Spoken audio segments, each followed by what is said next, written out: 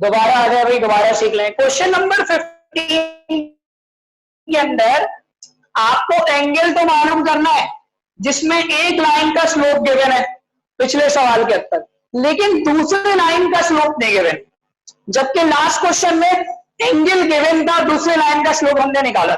अब सवाल में दूसरे लाइन के स्लोप के लिए यहां पर दो कंडीशंस गिवन है। एक कंडीशन है कि इन्होंने बोला कि एंगल जो है वो वाई एक्सिस, एंगल जो है वो, दूसरा स्लोप जो है वो वाई एक्सिस पर है और दूसरा स्लोप जो है वो एक्स एक्सिस पर है। इन्होंने ये बात बोली। मतलब सपोज कर लीजिए कि एक लाइन, या तो लाइन जो है बेटा वो इस तरह पास हो रही है कि एक लाइन, आप लाइन 1 इसको कह दीजिए, तो सेकेंड लाइन या तो एक्स एक्सिस पर आएगा, या तो सेकेंड लाइन एक्स एक्सिस हो गए, या तो सेकेंड लाइन वाई एक्सिस हो गए। इन्होंने ये कहा। सबसे पहले हम वाई एक्सिस को देखते हैं भाई कि वाई, तो let the slope of line 1, the slope of line 1 is equal to -2/3 and the slope of y axis, slope of y axis जिसे हम लाइन 2 कहते हैं वो m2 कहलाएगा। इस पे आप लिख सकते हो कि ये आपका m1 है और ये आपका m2 है, वो इंफिनिटी। भाई इंफिनिटी क्यों लिखा है मैंने, बताइए? क्योंकि हॉरिजॉन्टल लाइन का स्लोप क्या होता है, इंफिनिटी। ठीक है, अब आपको क्या मालूम करना है, फाइंड द एंगल, एंगल मालूम करना है। फॉर्मूला कौन सा यूज करें, वही tan थीटा वाला। tan थीटा बराबर है m2 minus m1, 1 plus m2 m1। ठीक है, पहले घंटे लगते थे ना स्कूलों में, m2 minus m1 tan theta, theta निकालना है। m2 की वैल्यू देखो, एक बात ध्यान रखना, वेरी गुड, शाबाश। m2 हमें नहीं मालूम, एक तरीके से m2 हमें नहीं मालूम। करना क्या है, देखो अगर 0 होता m2, एक्स एक्सिस है ना, अगर m2 0 होता तो हम यहाँ 0 रखते, यहाँ भी 0 रखते, नीचे 1 आता, ऐसी है। लेकिन अगर मैं अभी m2 की वैल्यू पुट कर दूं इनफाइनाइट, जो कि मुझे मालूम है इन्फिनिटी कौन सी वैल्यू है, पता है कि इन्फिनिटी कहीं भी बन रहा होगा, कहीं पर भी स्लोप होगा, कितना भी स्लोप होगा हमें नहीं मालूम। लेकिन अगर मैं m2 यहां पुट कर दूं तो इसका मतलब पूरे tan थीटा की वैल्यू क्या हो जाएगी, इन्फिनिटी हो जाएगी। तो इसको सॉल्व करने की एक टेक्निक होती है, कोशिश ये करनी होती है कि भाई जो ये इन्फिनिटी वाला साइन है ना, ये अपॉन में लगे। कहां लगे, यानी आपका m2 जो है वो कहां आ जाए, डिनोमिनेटर में आ जाए। m2 कहां आ जाए, डिनोमिनेटर में। इस चीज के लिए आप एक नया स्टेप करने वाले हैं, तो सब बच्चे ध्यान से तवज्जो के साथ देख लें। नया स्टेप क्या है, नया स्टेप ये कि मैं ऊपर से भी m2 कॉमन ले लूंगा और नीचे से भी m2 कॉमन ले लूंगा। अब ये कोई कॉमन तो आ गया, तो न्यूमरेटर में अगर मैं आपको कहूं कि m2 आप कॉमन ले रहे हैं, यहां m2 नहीं है, तो इन शॉर्ट मुझे m2 से क्या करना पड़ेगा, मल्टीप्लाई भी करना पड़ेगा, और m2 से यही काम यहां पर भी होगा, m2 से मल्टीप्लाई भी करना पड़ेगा और m2 से यही करते हैं। तो इस सॉल्यूशन के हवाले से क्या होता है कि जब मैं m2 को कॉमन ले लूं तो बेटा यहां कुछ नहीं बचा, तो 1 बचा, माइनस m2, ये तो बाहर आ गया, लेकिन यहां क्या बचा, m1 m2। मतलब ये कहा जाता है बेटा, जब आप कॉमन लेते हैं और दूसरी जगह पर m2 मौजूद ना हो तो वो डिवाइड में लिखा जाता है, इसमें लिखा जाता है डिवाइड। और टेक्निक इसकी क्या है कि m2 और m2 मल्टीप्लाई डिवाइड करके आप जहन में रखें, लिखना नहीं है इसमें m2 मल्टीप्लाई डिवाइड, मल्टीप्लाई नहीं शो नहीं करना है, ये अंडरस्टूड बात है। देखो मैं अगर m2 को कॉमन ले रहा हूं तो मैं ये शो करूंगा m2 मल्टीप्लाई भी हो रहा है और m2, बताओ अगर मैं दोनों को कैंसिल कर दूं तो बचेगा क्या, 1 आएगा ना। अगर m2 से m2 को कैंसिल कर दूं तो क्या बचेगा, 1 आएगा। तो आप मुझे बात बताइए, जब मैं इनमें से कॉमन ले रहा हूं, m2 को क्या ले रहा हूं, कॉमन ले रहा हूं, तो यहां क्या बचा, 1 माइनस, और जब यहां पर कितने वेरिएबल्स थे, 2, m1 भी था और m2 भी था, लेकिन क्योंकि m2 कॉमन आ गया तो अंदर अब क्या बचा, m1 डिवाइडेड बाय m2। तो कहते हैं कि जब हम कॉमन लेते हैं और सेकंड टर्म पर अगर कोई वही वेरिएबल मौजूद ना हो तो वो कहां लिखा जाता है, डिवाइड पर भी लिखा जाता है। समझ में आ रही बात, ठीक है। अच्छा, यही काम हम कहां भी करेंगे, ये काम हम कहां भी करेंगे, नीचे भी करेंगे। बोलो बेटा, लेने की वजह क्या थी, वजह लेने की ये थी बेटा इसके अंदर कि मेरे पास m2 किस में आना चाहिए, डिनोमिनेटर में। किसमें आना चाहिए? अगर M2 डिनोमिनेटर में आएगा तो गौर से देखिएगा, इंफिनिटी का साइन कहां आ जाएगा बेटा? नीचे। इंफिनिटी के साइन नीचे आने से होगा क्या? क्योंकि इंफिनिटी की वैल्यू को हम जानते हैं कि इंफिनिटी की इट सेल्फ वैल्यू होती है 1/0। तो ये कहां चला जाएगा? ऊपर।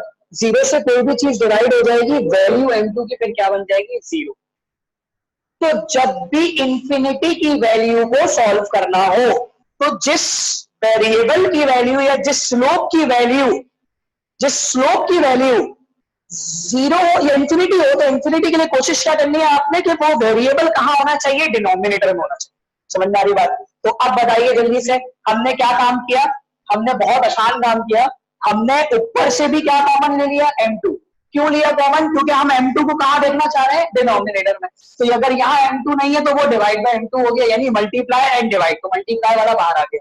इसी तरीके से यहां पर तो M2 है लेकिन इस टर्म में M2 नहीं है, तो M2 क्या हो जाएगा? डिवाइड हो जाएगा। इतनी बात सबके क्लियर होनी चाहिए। ये M2 से M2 क्या हो गया? कैंसिल। अब बचा क्या आपके पास? जल्दी से बताइए। tan थीटा बराबर है 1 minus M1 M2 divided by 1/M2 plus M1। बताओ M1 की वैल्यू आपको मालूम है,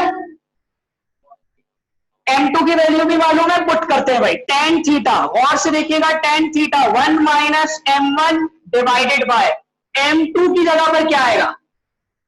1/0। जो बाद में उसको क्या कर देगा? इस पूरी चीज को क्या कर देगा? 0। इसलिए मैंने M1 की वैल्यू नहीं ली। और ये भी क्या होगा? 1/0। नीचे अगर 1/0 यानी इंफिनिटी हो गया, तो ये पूरी फैक्टर को क्या कर देगा? पूरी टर्म को क्या कर देगा? 0 कर देगा। और M1 की जगह पर क्या आ जाएगा? -2/3। अच्छा, ऊपर भी मैं लिख सकता था -2/3, लेकिन जरूरी नहीं है, नेक्स्ट स्टेप में वो खत्म हो रहा है। अब देखिए जरा जी, बताइए जल्दी से। ये पूरी टर्म क्या हो गई? लिखना चाहो लिख सकते हो बेटा, लेकिन ये बाद में क्या हो जाएगी? 0 हो जाएगी। 0 के बाद ये पूरी खत्म। tan थीटा बराबर है 1 माइनस 0। ये पूरी चीज क्या हो गई? 0। ये भी क्या हो गया? 0 और -2/3। अब बताओ बेटा, 0 वाली चीज को तो हम वैसे ही हटा देते हैं। क्या बचा? 1 -2/3। 3 कहां चला गया? ऊपर। tan थीटा बराबर हो गया -3/2। और थीटा किसके बराबर हो गया? tan inverse -3/2। और आप इसका एंगल नहीं निकाल सकते, तो आप इसको यहीं पे छोड़ देंगे, tan इनवर्स -3/2, क्योंकि नेगेटिव है, तो आप इसको यहीं पे छोड़ देंगे कि आपका जनरल एंगल जो है वो क्या निकलता है? tan inverse -3/2। तो दोबारा सुने, जो समझने वाला स्टेप है बेटा, ये इससे क्लियर हो रहा है, तमाम बच्चे देख लीजिए कि पॉइंट y एक्सिस लिखा हुआ है, तो M2 क्या हो गया? इनफाइनाइट हो गया। तो इंफिनिटी जब आ जाए तो कोशिश क्या करनी है कि जो वैल्यू इंफिनिटी की हो वेरिएबल डिनोमिनेटर में आना चाहिए। अगर M1 इंफिनिटी का होता तो M1 कॉमन लेते, और जहां M1 नहीं होता वहां डिवाइड भी M1 हो रहा होता। लिख देंगे अंडरस्टूड है। देखो मैथ का स्टेप है, जैसे स्क्वायरिंग ऑन बोथ साइड नहीं लिखते, तो अंडरस्टूड बात है ना स्क्वायरिंग की। जब तुम यहां से M2 कॉमन लोगे, एग्जामिनर खुद समझेगा कि ये 1 इस तरह आया है क्योंकि M2 कॉमन आया है, और ये डिनोमिनेटर में M2 क्यों आया है? क्योंकि हम जानते हैं जहां कॉमन नहीं होता वहां मल्टीप्लाई और डिवाइड वाली बात है।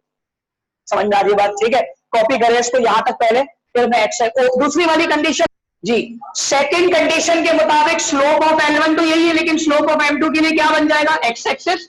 और एक्स एक्सिस का मतलब क्या हो गया? 0। एक्स एक्सिस का स्लोप क्या हो जाएगा? 0 हो जाएगा। अब आप इसमें बताइए, tan थीटा डायरेक्टली आप 0 माइनस -2/3 डिवाइडेड बाय 1 प्लस 0 -2/3। तो क्या जादू होगा भाई? देख ले, ये माइनस माइनस मिलकर क्या हो जाएंगे? प्लस। ये 0 हट गया। ये नीचे के फैक्टर में 0 पूरे फैक्टर से मल्टीप्लाई होगा, तो सिर्फ क्या बचेगा? 1। ये 0 तो लिखेंगे नहीं, क्या बचेगा? 1। तो हमारे पास देखिए आंसर क्या बन रहा है इसका जी, शाबाश, +2/3 हुआ, और नीचे बचा 1, क्योंकि अगली चीज क्या हो गई? 0 हो गई। अब 0 लिखने की जरूरत नहीं है, तो बेटा अब 1 भी हटा रहे हैं, क्या बचा? 2/3। थीटा की वैल्यू निकाल दें, tan इनवर्स 2/3, और इसको निकाल भी लोगे तो कोई फायदा नहीं, यही आंसर छोड़ देना। शाबाश बेटा। तो दूसरा पार्ट देख रहे हैं आप, दूसरा आसान है और बहुत सिंपल भी है। आपके पास वेरिएबल की फॉर्म में सब चीजें गिवन है। क्वेश्चन नंबर 17 बहुत सिंपल है, कर सकते हो तुम बहुत आसानी से, इसलिए दे रहा हूं। क्वेश्चन नंबर 17 में, अच्छा अभी तक तुम ये बात जानते हो, सिर्फ तुम्हें एक क्वेश्चन नंबर 13 दिया था घर से करने को, इसके अलावा कोई भी क्वेश्चन अभी तक ऐसा नहीं है जो मैंने दिया हो, सारे इंपॉर्टेंट क्वेश्चन खुद ही कराए हैं। ये क्वेश्चन भी करा दूंगा, लेकिन ये बड़ा आसान क्वेश्चन आप कर सकते हो, ठीक है। देख लो बेटा, लिखा हुआ है find the measure of the angle from a line with slope m। Line 1 का स्लोप m दिया हुआ है, ठीक है, यानी लाइन 1 का स्लोप m1 दिया, m1 का स्लोप क्या दिया हुआ है, m वेरिएबल, और दूसरा दिया हुआ है with a line with slope, दूसरा m2 का स्लोप दिया हुआ है m-1 डिवाइडेड बाय m+1। बेटा मुझे किसकी वैल्यू निकालनी है, एंगल की, किसकी वैल्यू निकालनी है, एंगल। और से देखिएगा एंगल कैसे निकलेगा, m2 की जगह पर, m2 की जगह पर क्या आ जाएगा, m-1 divided by m+1, minus m1 की जगह पर क्या आ जाएगा, m। बस क्या करना है तुम्हें, सिंप्लीफाई। सिंप्लीफाई कैसे करोगे, सारे m कट जाएंगे, सिर्फ एंगल निकल कर आ जाएगा। तो तुम सॉल्व कर लोगे, m कैंसिल हो जाएंगे और 1 निकल कर आएगा, और tan इनवर्स 145 डिग्री होता है। सही है बेटा, इतना सिंपल क्वेश्चन, ठीक है। तो इसको क्वेश्चन नंबर 17 को खुद कर लीजिएगा। इस तरह हमारे 4 क्वेश्चन हो गए बेटा।